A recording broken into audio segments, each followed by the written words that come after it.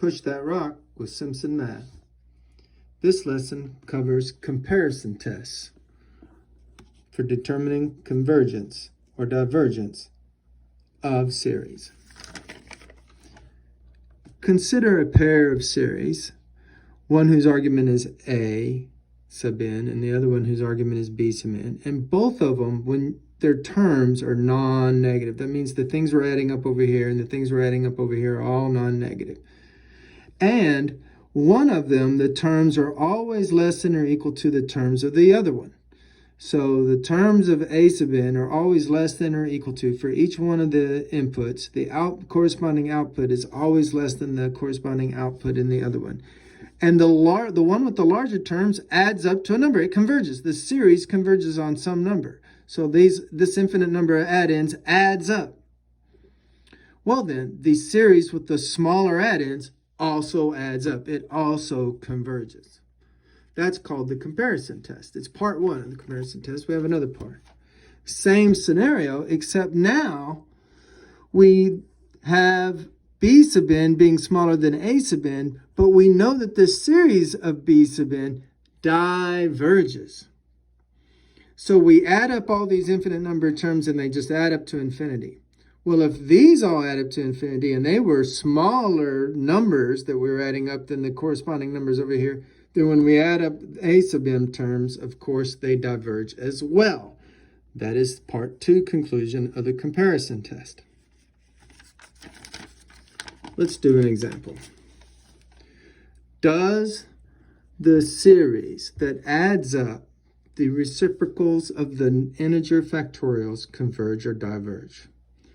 Well, let's look at the first terms. That's always a good advice, no matter what strategy you're using for determining convergence and divergence. Start by just looking at the first few terms. I mean, all you got to do is put in 1 and then 2 and then 3 and then 4 into the formula. So I put in 1, I get 1 over 1 factorial and 1 over 2 factorial and so forth. And 2 factorial is 2 times 1, 1 factorial is just 1. 3 factorial is 3 times 2 times 1, 4 times factorial is 4 times 3 times 2 times 1, and so forth. So I have 1 plus a half plus a 6 plus a 24th plus 1 over 120.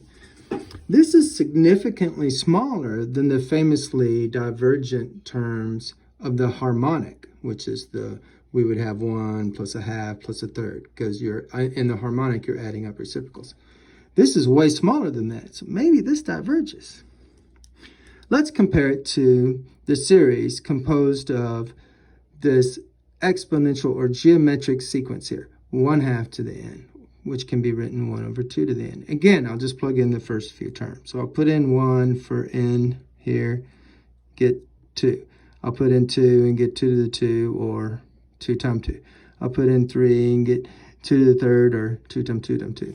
I'll put in 4 and get 2 to the fourth, or 2 times 2 times 2 times 2, and so forth and so on.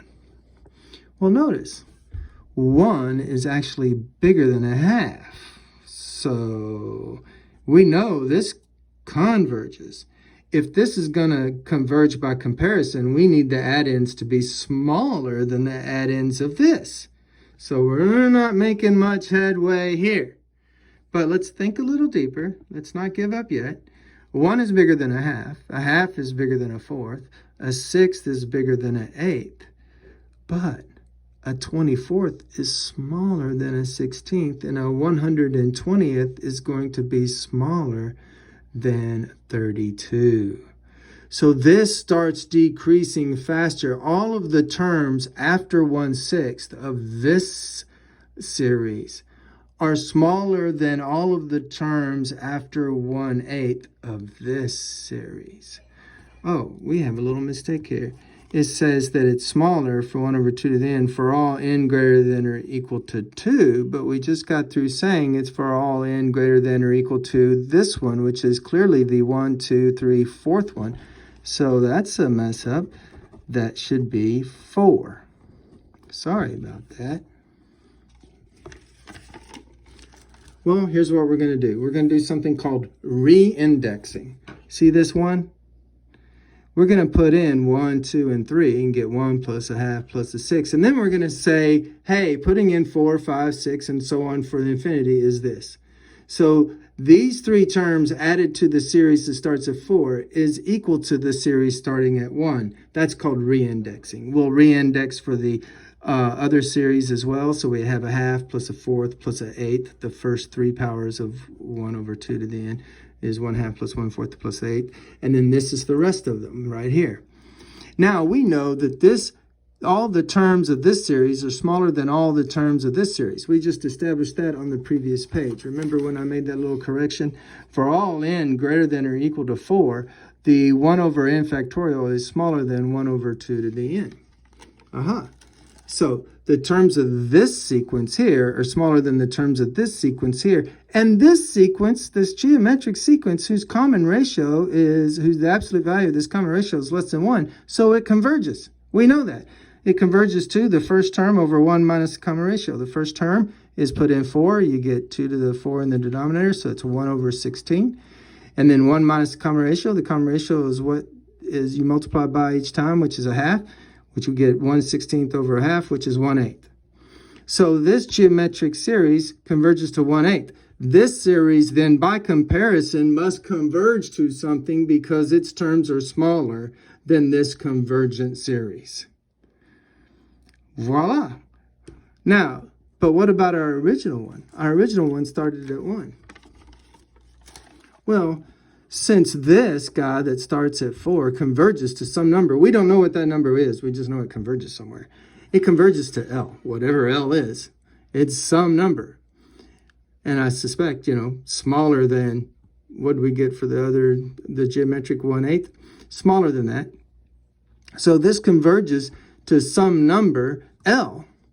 Well, then the series we initially started looking at must also converge. It must converge to L plus 1 plus a half plus a sixth, whatever that number is. This series converges to that. And that's how you use the comparison test to determine if a function is convergent or divergent. I did an example where we suspected that it was convergent. You should be able to do one also where you suspect it diverges by comparing to one we know diverges. Keep in mind that the harmonic is famously divergent. Math made simple at Simpson Math.